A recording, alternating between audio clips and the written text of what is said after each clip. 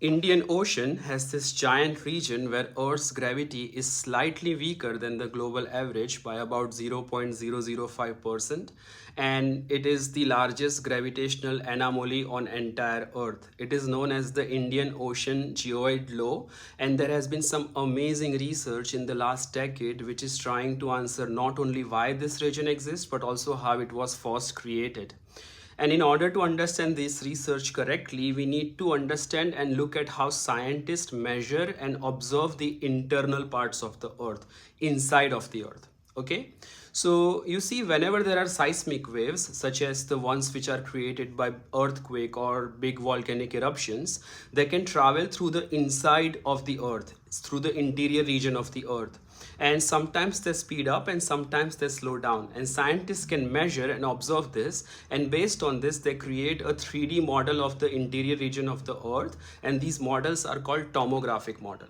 And in general, tomographic model would indicate that wherever the seismic waves are slightly slowing down, that region may have less density or higher temperature compared to the surrounding region where it is not doing that. Okay, so in 2017, Professor Atreyi Ghosh and her colleagues G. Thiagarajulu and Professor Bernhard Steinberger from Germany, I think, they did an amazing research. So what they did was they took the latest available tomographic models of the Earth back then, and then they combined it with the mantle convection model of the Earth. These models basically show how the interior, deeper layer of the Earth are moving on a very large time scale. Okay, this layer is called mantle.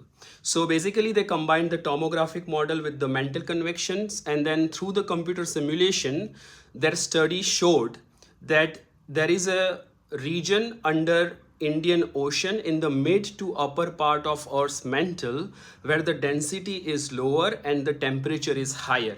And this is a huge region, right? And this region with low density is driving the Indian Ocean Geoid Low. And this region, because it has low density, is also causing massive mass deficit in this region.